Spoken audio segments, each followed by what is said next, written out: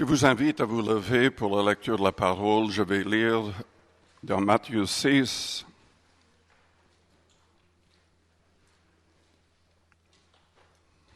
et au verset 31.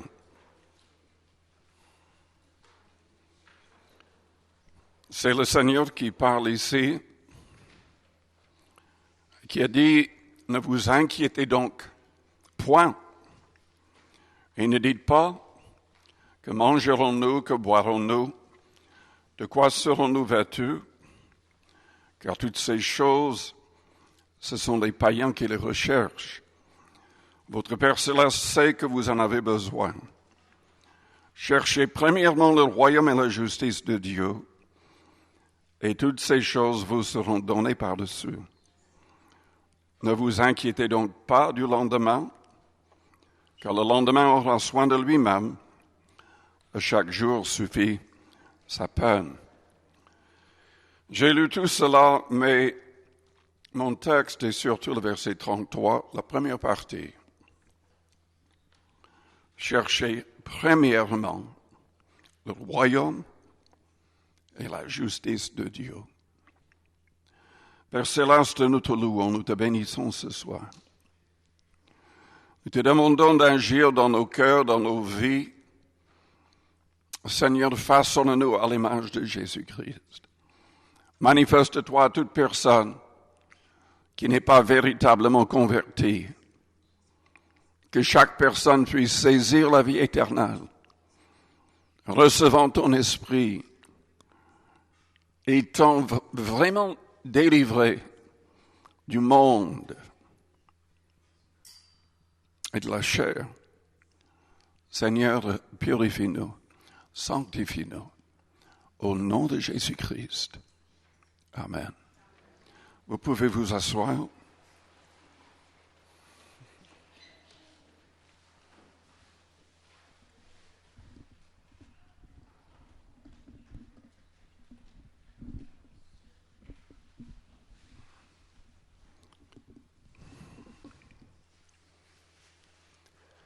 Est-ce que vous cherchez Dieu? Est-ce que vous voulez vraiment sauver votre âme? Est-ce que vous voulez plaire au Seigneur? Qu'est-ce qu'on doit faire en premier alors? Quelles sont les priorités? Jésus a dit, cherchez premièrement le royaume et sa justice. Ce qu'il a dit dans Luc 14, c'est que nous devons surtout en premier compter le prix. Il a parlé d'un homme qui voulait faire construire un tour, mais il n'a pas vraiment calculé la dépense. Et il n'avait pas assez pour terminer la chose. Et tout le monde se moquait de lui. Il a parlé d'un roi, disant, mais c'est une folie d'entrer en guerre si on ne connaît pas la force et le nombre de personnes dans le camp ennemi. Et Jésus a utilisé ces illustrations pour dire, mais il faut compter le prix avant de devenir un disciple. Car selon Luc 14, verset 33, pour devenir un disciple du Christ, nous devons renoncer à tout ce que nous possédons. Il a dit dans le même chapitre qu'on devait le mettre à la première place avant la famille et même avant notre propre vie. Il a dit qu'on devait porter sa croix chaque jour. C'est une image, c'est que nous devons renoncer à nous-mêmes, à notre propre volonté pour accomplir sa volonté chaque jour. C'est comme Paul qui a dit dans 2 Corinthiens chapitre 5, au verset 14, que nous devons ne plus vivre pour nous-mêmes, mais pour celui qui est mort est ressuscité pour nous. Et dans ce chapitre-là, nous sommes appelés à nous rendre compte que nous avons un ministère de réconciliation à annoncer au monde.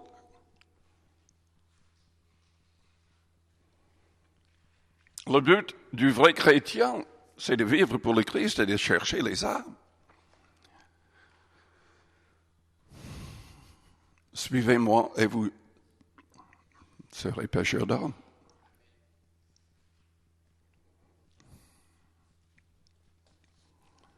Donc, nous devons en premier compter le prix. Il y a beaucoup trop de gens qui s'engagent, enfin, entre guillemets, avec le Seigneur. Des gens qui se disent chrétiens, qui ne connaissent pas du tout ce que je viens de dire, n'ont jamais vraiment pris la ferme décision de marcher selon ses commandements. Je suis déçu assez souvent. Je suis en contact avec énormément de gens sur l'Internet. Et je vois des jeunes qui parlent continuellement du Seigneur jusqu'à ce qu'ils trouvent un petit ami. Et là, on ne voit plus aucune publication concernant le Christ. Parce qu'en fait, ils ont abandonné le Christ pour la chair.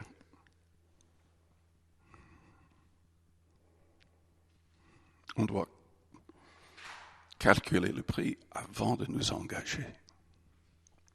Parce que vous savez, c'est particulièrement dangereux de se dire chrétien et de ne pas vivre pour le Christ, selon sa parole.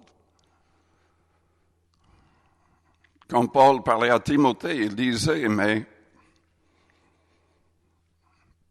que toute personne qui prononce le nom du Seigneur s'éloigne de l'iniquité. Et nous savons ce qui peut arriver, même aux gens qui sont dans l'Église et qui se disent chrétiens. Je pense à Ananias et à Saphira, sa femme, qui sont tombés raides morts aux pieds de l'apôtre Pierre. Ils ont menti contre le Saint-Esprit dans l'Église. Dieu ne supporte pas le péché. Quand on cache le péché, on ne prospère pas. Nous devons tout confesser et tout délaisser si nous allons vraiment suivre le Seigneur. Donc, nous devons calculer le prix, compter le prix. Et nous devons nous repentir pleinement par la suite. Chercher premièrement le royaume de Dieu et sa justice. C'est quoi sa justice? Il y a beaucoup trop de gens qui croient que la vie chrétienne, ça marche selon nos efforts personnels. Il est vrai que nous devons mettre en action tous nos efforts, mais ce n'est pas ça qui peut nous sauver. C'est uniquement le Seigneur qui peut nous sauver. Ce n'est pas en allant dans une église, même en passant par les eaux du baptême, ce n'est pas ça qui va nous sauver. Nous devons vraiment nous engager personnellement avec le Seigneur. Nous devons aimer le Seigneur assez pour mettre ses commandements en pratique et abandonner vraiment tout péché. Nous devons passer par un baptême biblique, par immersion totale. Mais comme on le dit assez souvent, ce n'est pas le baptême par lui-même qui va nous sauver. C'est indispensable de se faire baptiser si on a le temps de se faire baptiser. Le brigand à côté du Christ n'avait pas le temps. Le Seigneur l'a sauvé quand même. Mais quand on rejette consciemment le baptême, quand on trouve toutes sortes d'excuses pour ne pas le faire, aussi longtemps qu'on est dans un tel état, on est en grave, grave danger. Si on meurt dans cet état, on n'ira pas au ciel. Ce qui sauve, selon Pierre, dans 1 Pierre 3 au verset 21, c'est l'engagement de notre baptême, l'engagement de garder une bonne conscience jusqu'à la fin de notre vie. Ça voudrait dire que nous avons vraiment tout confessé, tout délaissé pour suivre le Seigneur. Évidemment, nous pouvons être repris par le Saint-Esprit par la suite. Peut-être qu'il y avait quelque chose qu'on n'avait pas confessé. C'est possible même de commettre des choses sans se rendre compte que c'est du péché. Et on peut trébucher en tant que chrétien, on peut se mettre en colère et pécher. Il y a toutes sortes de choses qu'on peut faire. Mais le Saint-Esprit va nous convaincre immédiatement de pécher. Et si nous le confessons, si on règle le problème, on gardera une bonne conscience.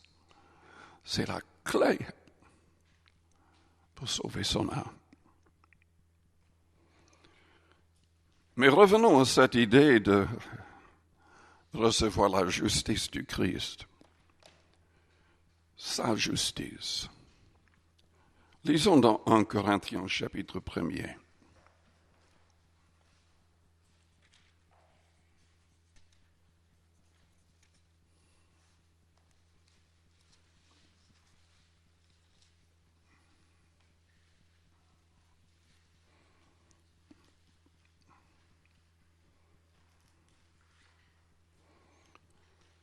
Au verset 30, « Or, c'est par lui, c'est-à-dire Dieu le Père, que vous êtes en Jésus-Christ, lequel de par Dieu a été fait pour nous sagesse, justice et sanctification et rédemption, afin, comme il est écrit, que celui qui se glorifie dans le Seigneur. »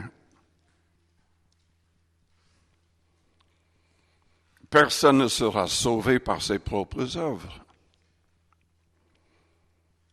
Il y aura de bonnes œuvres dans la vie d'un vrai chrétien, mais ce ne sont pas les œuvres qui peuvent nous sauver. C'est Jésus-Christ. Et même pour qu'il y ait de vraies œuvres qui plaisent à Dieu dans nos vies, c'est grâce à l'action de l'Esprit de Christ en nous. J'ai passé des heures avec quelqu'un sur l'Internet aujourd'hui. Je ne suis pas arrivé à lui montrer la lumière. Vous savez, il y a ce qui semble comme une contradiction dans la Bible. Ce n'est pas une contradiction. Dans Jacques chapitre 2, la Bible dit que la foi sans les œuvres est morte. Donc il faut absolument qu'il y ait de bonnes œuvres dans la vie d'un chrétien. Mais en même temps, quand on lit dans Éphésiens chapitre 2, au verset 8, 9 et 10, la Bible dit que le salut, c'est par la grâce de Dieu. Même la foi est un don de Dieu. Et c'est sans les œuvres, afin que personne ne se glorifie. Et la personne à qui je parlais citait cela. Mais les gens oublient toujours de lire le verset 10, qui dit quoi? Que nous devons être l'ouvrage du Christ, créé pour de bonnes œuvres que Dieu a préparées en avance. Dieu a un plan pour notre vie. Je lui ai montré plusieurs passages dans l'Apocalypse 2 et 3, quand Jésus parlait aux églises. avec toutes les églises, il disait, je connais tes œuvres. Pour plusieurs de ces églises, il a dit, j'ai trouvé que tes œuvres n'étaient pas parfaites. Il appelait à la repentance. Il y avait des menaces. Parce que celui qui produit de bonnes œuvres est en train d'être contrôlé pleinement par le Christ. Celui qui marche selon son propre plan, selon ses propres voies, n'est pas un disciple du Christ, ou s'éloigne du bon berger et du troupeau. C'est Jésus qui sauve. Les hommes ne méritent pas le ciel, les hommes méritent l'enfer. Mais Jésus a accepté de mourir à notre place. Et il veut nous sauver, mais nous devons marcher selon ses commandements, selon sa volonté, sa justice. Nous devons recevoir sa justice, sa puissance, pour rester dans le contexte de sa justice. Nous devons garder la foi et une bonne conscience. Et nous devons tout faire pour recevoir son esprit. Sans les œuvres, ce n'est pas possible de recevoir l'esprit. Parce que qu'est-ce qu'il a dit dans Jean 14, au verset 15? Si vous m'aimez, gardez mes commandements. Et je prierai le Père, et il vous donnera un autre consolateur, l'Esprit de vérité.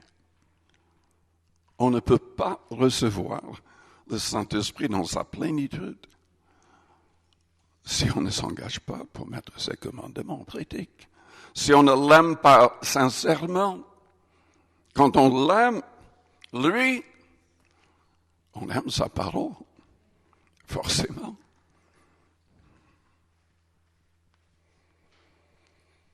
Jésus a dit, vous recevrez une puissance, le Saint-Esprit survenant sur vous, et vous serez mes témoins. Donc nous devons avoir la vision du Christ, la passion du Christ, qui est dit dans Matthieu 28 au verset 19. Faites de toutes les nations des disciples, les baptisant au nom du Père, du Fils et du Saint-Esprit, et enseignez-leur à observer tout ce que je vous ai dit. Si vous n'êtes pas appelé à être missionnaire vous-même, si le Seigneur ne vous envoie pas, c'est indispensable de soutenir quelqu'un qui est envoyé par le Seigneur, financièrement et dans la prière. Quand je passais dans les églises aux États-Unis, je disais souvent, mais vous pouvez être un missionnaire sans quitter votre ville. Mais déjà, de toutes les manières, on témoigne à tous. Je leur disais, si vous donnez ce que vous gagnez en travaillant 1 heure, 2 heures, une journée, pour soutenir un missionnaire quelque part, c'est comme si vous étiez sur le champ de mission. Vous êtes en train de travailler pour le Seigneur. Je remercie Dieu du fait que j'étais élevé dans une église qui mettait vraiment l'accent sur la mission. Dans les classes de l'école du dimanche, on avait toujours 2 sacs, 2 récipients pour la dîme, mais ensuite, notre pour soutenir des missionnaires. Et on avait les photos de missionnaires. On recevait des lettres de ces missionnaires parlant de ce qu'ils accomplissaient avec l'aide du Seigneur. Et on priait pour eux. Et on était visité tous les ans, pendant 1 ou 2 semaines, par différents missionnaires qui prêchaient chaque soir. Ils parlaient de ce qui se passait dans leur pays. Et à la fin de ces 2 semaines, on remplissait une carte par la foi. Et on a marqué combien on allait donner par la foi pendant l'année pour soutenir des missionnaires.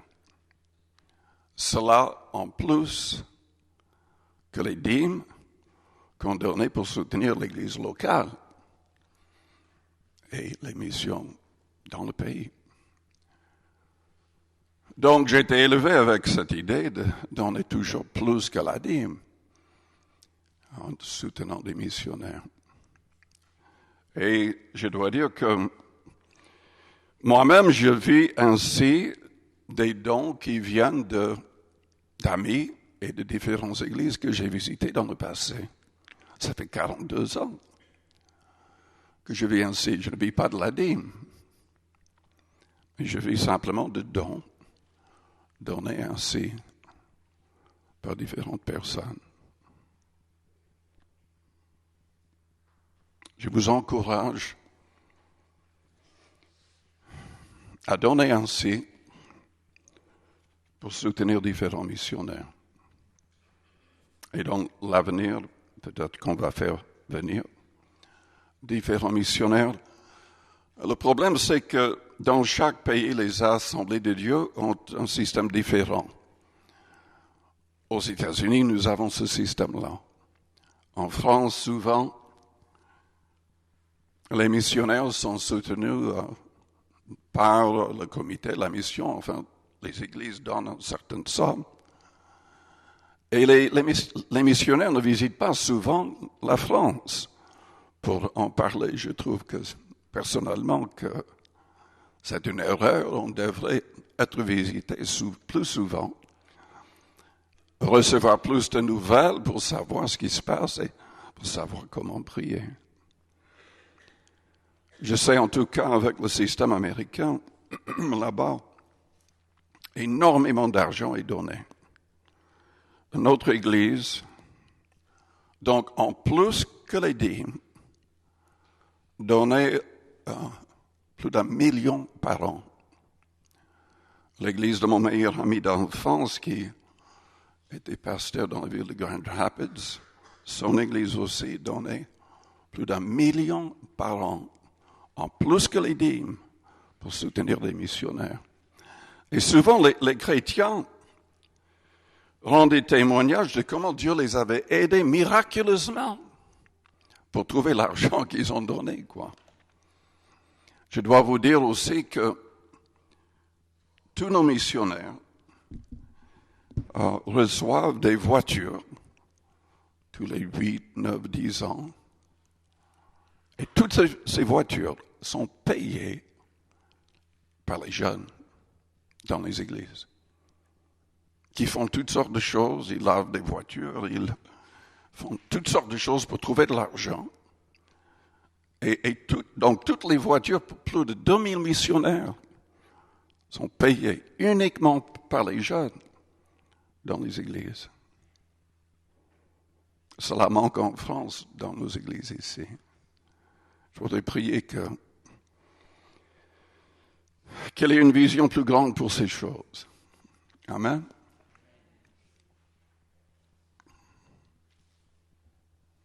Je ne sais pas pourquoi j'ai parlé de cela. Ce n'était pas prévu. Mais nous devons avoir la vision du Christ pour évangéliser le monde. Pourquoi est-ce que nous devrions avoir le droit d'entendre le message de l'Évangile 1 fois, 2 fois, 3 fois, 4 fois par semaine? Quand il y a tellement de gens qui n'ont jamais entendu le message une seule fois, il faudrait qu'on ait plus de compassion pour le monde, plus de vision. Jésus veut se servir de nous tous quand même pour évangéliser. Voici les signes qui accompagneront ceux qui auront cru en mon nom. Ils chasseront les démons. Ils parleront de nouvelles langues. Ils imposeront les mains aux malades. Les malades seront guéris. Et comme je l'ai dit dans d'autres messages, votre tâche n'est pas simplement d'inviter quelqu'un dans une église. Vous devriez leur présenter l'Évangile en dehors de l'église. Et même demander à la personne si elle veut prier avec vous, répétant une prière de repentance. J'étais vraiment saisi. J'écoutais quand j'étais jeune un pasteur par le nom de Jack Hyles, un baptiste qui était dans la ville près de Chicago. Il avait la plus grande église du pays à l'époque. C'était déjà une grande église quand il est devenu pasteur, environ 1000 personnes. Mais après 2 ou 3 messages, il n'avait que 500 parce qu'il était radical dans ce qu'il disait. Et il ne voulait pas, il voulait que les peuples soient mélangés, peu importe la race, etc. Ça ne plaisait pas à tout le monde. Avec 500 personnes, il prêche continuellement à la radio que nous devons être des gagnants d'âmes. Ils commencent à acheter des cars. Ils font du porte-à-porte. Ils cherchent les gens et les enfants pour l'école du dimanche.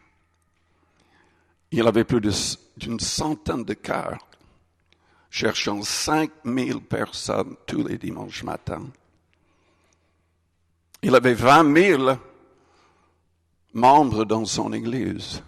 20 000 qui venaient tous les dimanches. Et il y avait un petit enfant, je crois qu'il avait, pas trop petit, je crois qu'il avait 9 ans.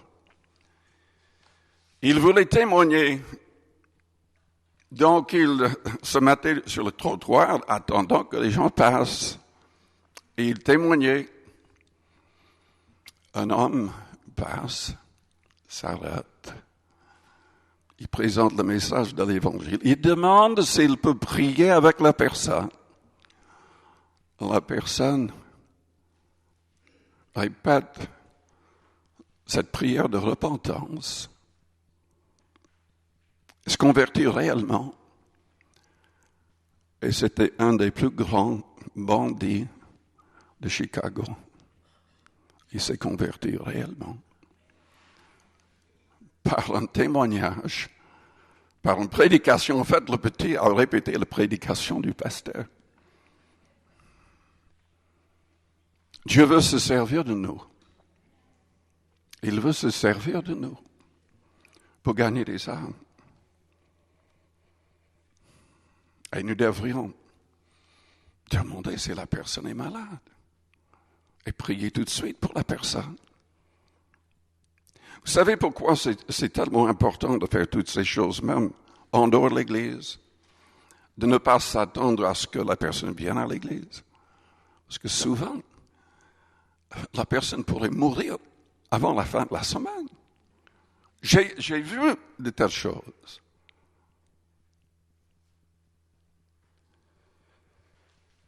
Et de toutes les manières, Dieu veut agir ainsi en dehors de l'Église.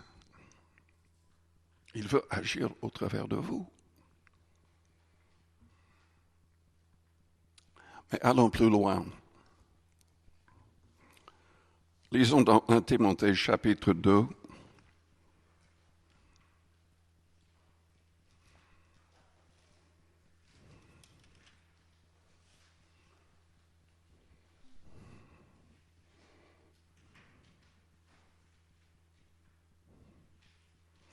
Il faut développer une vie de prière. Et il faut prier pour certaines choses.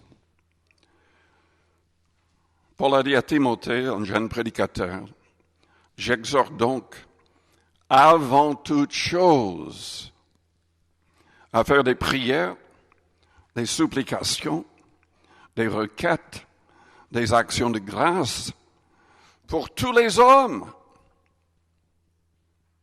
pour les rois et pour tous ceux qui sont élevés en dignité, afin que nous menions une vie paisible et tranquille en toute piété et honnêteté. Cela est bon et agréable devant Dieu notre Sauveur, qui veut que tous les hommes soient sauvés et parviennent à la connaissance de la vérité. Nous devrions vraiment prier, étant donné que nous sommes à la fin des temps. Les responsables des gouvernements sont de plus en plus manipulés par le diable. Je ne sais pas si vous avez vu ce qui vient de se passer avec la plus grande tunnel, la plus longue tunnel en Suisse qui vient d'être dédiée. Est-ce que vous avez vu? Ils ont eu une présentation avec des responsables de plusieurs gouvernements. Hollande était là, avec des centaines de personnes dans un spectacle qui glorifiait le diable. Qui glorifiait le diable. C'était occulte, des choses inimaginables. Celui qui était le personnage principal avait pris une tête de chèvre. Il y avait tous les signes démoniaques dans la présentation. En fait, les médias n'en ont pas parlé beaucoup parce qu'ils n'ont rien compris. Ils ont dit, mais c'était un peu bizarre, etc., etc. Mais en fait, c'était complètement démoniaque. Et c'était une louange envers Satan.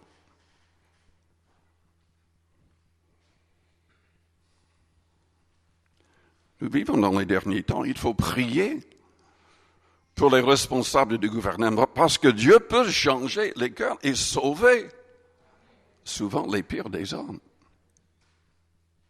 Dieu nous appelle à prier avant toute chose pour tous les hommes et pour les responsables, pour que nous vivions, pour que nous menions une vie paisible et tranquille.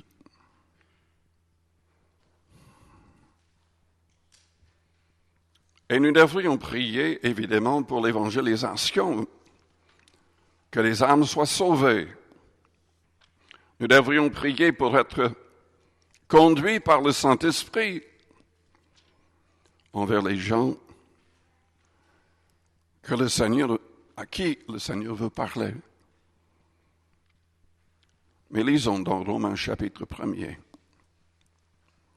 au verset 16. Paul a dit, « Car je n'ai point honte de l'Évangile. C'est une puissance de Dieu pour le salut de quiconque croit, du juif premièrement, puis du grec. » Au chapitre 2, verset 10. « Gloire, honneur et paix pour quiconque fait le bien, pour le juif premièrement, puis pour le grec. » Paul parle continuellement dans l'Épître aux Romains de son désir de voir son peuple sauvé. Et la Bible nous appelle à travailler en premier, à prier en premier pour le peuple juif. Oui, nous devrions travailler pour que tous soient sauvés, mais si nous voulons vraiment faire la volonté de Dieu, nous devrions viser ce peuple en premier. Aimer ce peuple en premier.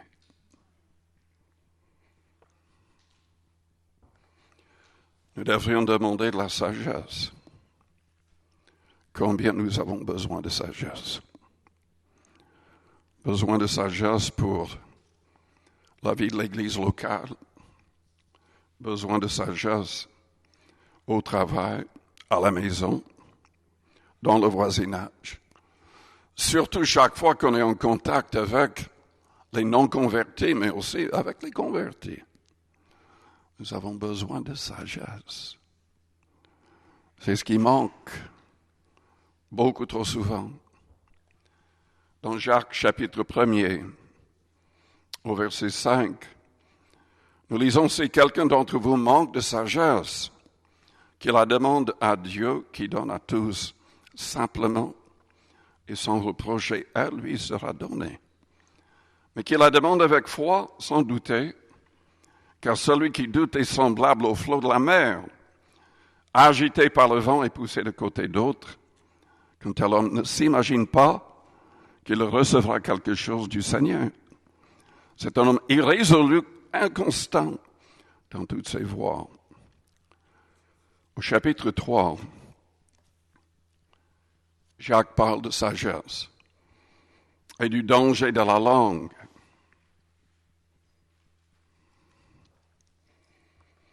Au verset 17, il dit, ou déjà au verset 14, il nous met en garde, « Si vous avez dans votre cœur un zèle amer et un esprit de dispute, ne vous glorifiez pas et ne mentez pas contre la vérité. Cette sagesse n'est point celle qui vient d'en haut, mais elle est terrestre, charnelle, diabolique. Car là où il y a un zèle amer et un esprit de dispute, il y a du désordre et toutes sortes de mauvaises actions. Il y a des gens qui, au lieu de témoigner, entrent dans des discussions vaines, entrent dans des disputes théologiques,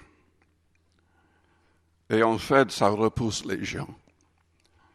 La sagesse d'en haut est premièrement pure, ensuite pacifique, modérée, conciliante, pleine de miséricorde et de bons fruits, exempte de duplicité, d'hypocrisie. Le fruit de la justice est semé dans la paix par ceux qui recherchent la paix.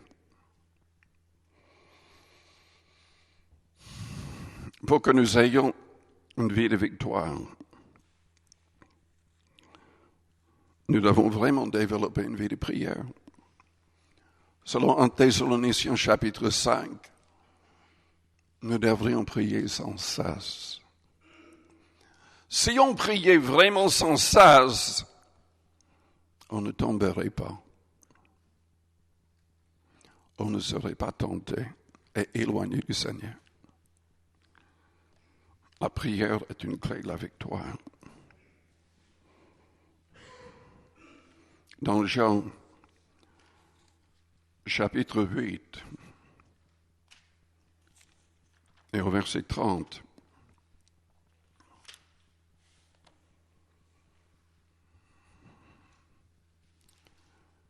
nous lisons comme Jésus parlait ainsi. Plusieurs crurent en lui et il dit aux Juifs qui avaient cru en lui, « Si vous demeurez dans ma parole, vous êtes vraiment mes disciples. Vous connaîtrez la vérité et la vérité vous affranchira. » Jésus doit vraiment avoir la première place dans notre vie. Notre vie doit être permise, remplie de la parole, remplie de prière. C'est la vérité de sa parole qui peut nous libérer. Il a dit au verset 34, « Quiconque se livre au péché est esclave du péché. » Mais il dit au verset 36, « Si donc le Fils vous affranchit, c'est-à-dire si nous lisons sa parole, si nous cherchons son esprit, si donc le Fils vous affranchit, vous serez réellement libre. » Libre. Ce sont des priorités que j'ai soulignées ce soir. Est-ce que vous êtes en train de marcher d'une manière constante avec le Seigneur? Est-ce que vous le mettez vraiment à la première place? Est-ce que toutes ces choses sont des priorités pour vous? C'est indispensable. Ce sont les clés d'une victoire totale. Je vous invite à fermer vos yeux, à courber vos fronts, avec les yeux fermés, les fronts courbés. Je vous demande d'analyser votre cœur, votre vie. Est-ce que vous marchez ainsi avec le Christ? Peut-être que vous êtes là et vous n'avez même pas une victoire sur la chair, sur le péché. Dieu désire vous libérer, vous donner une pleine victoire. Il désire vous remplir de son esprit. Il désire vraiment vous façonner à son image, vous remplissant de son amour. Aimez-vous les uns les autres comme je vous ai aimé, comme je vous ai aimé.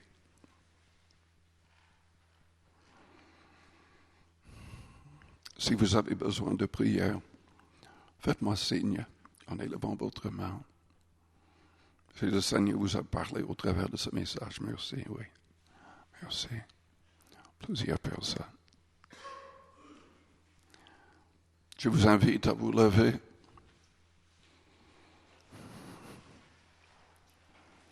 Si vous voulez la prière avec l'imposition des mains au nom du Seigneur Jésus, venez vers le devant. Peu importe la raison.